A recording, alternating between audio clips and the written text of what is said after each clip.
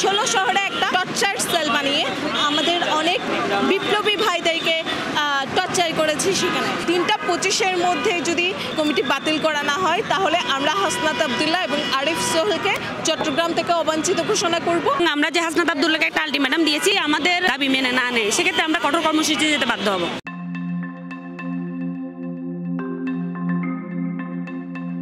বৈষম্য বিরোধী ছাত্র আন্দোলনের নতুন কমিটি গঠন হয়েছে। এতে চট্টগ্রাম নগর, উত্তর এবং দক্ষিণে একপাক্ষিক কমিটি দেওয়া হয়েছে বলে মন্তব্য করেছেন বৈষম্য বিরোধী ছাত্র আন্দোলনের চট্টগ্রামের সমন্বয়করা। তাদের দাবি 24-এর স্পিরিটের সঙ্গে বেইমানি করা হয়েছে। পাশাপাশি কমিটিতে ব্যবসায়ী, নারী হেনস্থায় অভিযুক্ত এবং কিশোর গ্যাংয়ের সদস্যদেরও স্থান দেওয়া হয়েছে। তাই এই কমিটি অবাঞ্ছিত ঘোষণার পাশাপাশি পদত্যাগ করার কথাও জানান তারা। এ সময় তারা নগরীর লালখান বাজার মোড়ে টাইগার পাসগামী সড়ক অবরোধ করেন। তারা জানান তাদের সাথে অবমূল্যায়ন করা হয়েছে। তাদের দাবি যদি মেনে নেওয়া না হয় তাহলে তারা পরবর্তী পদক্ষেপ নিতে বাধ্য হবেন।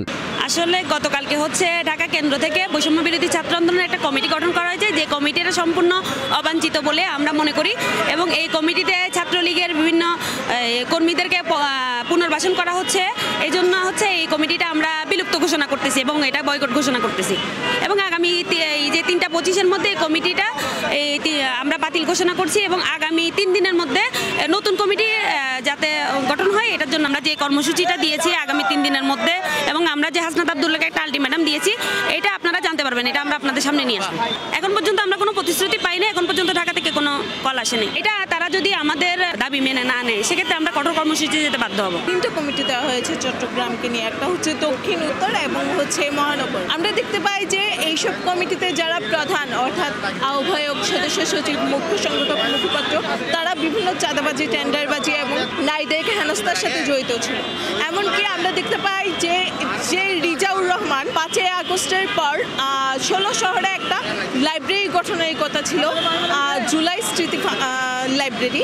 সেই লাইব্রেরিকে তারা টর্চার সেল বানিয়ে আমাদের অনেক বিপ্লবী ভাইদেরকে টর্চার করেছি সেখানে। 3 দিনের মধ্যে যদি নতুন কমিটি ঘোষণা না করা হয় এবং 3টা 25-এর মধ্যে যদি এই কমিটি বাতিল করা না হয় তাহলে আমরা হাসনাত আব্দুল্লাহ এবং আরিফ সোহেলকে চট্টগ্রাম থেকে অবাঞ্ছিত ঘোষণা করব এবং এর চেয়ে কঠোর অবস্থা গ্রহণ করতে বাধ্য হব। এ সময় পরিস্থিতি নিয়ন্ত্রণে আনতে চট্টগ্রাম মেট্রোপলিটন পুলিশের ডেপুটি কমিশনার উত্তর মোহাম্মদ কবির ভূঁইয়া ঘটনাস্থলে উপস্থিত হন। তিনি জানান তাদের সাথে কথাবার্তা বলে পরিস্থিতি স্বাভাবিক করার চেষ্টা চলছে।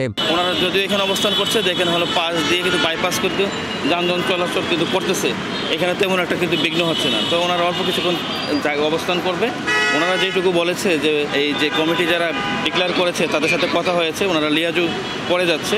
তো অল্প কিছুক্ষণ পরে ওনারা এখান থেকে অবস্থান থেকে জানান দিয়ে ওনাদের যার যার অবস্থানে চলে যাবে, এইটুকু আমাকে আশ্বস্ত করেছে। আহমেদ শারজিল, বাংলাধারা, চট্টগ্রাম।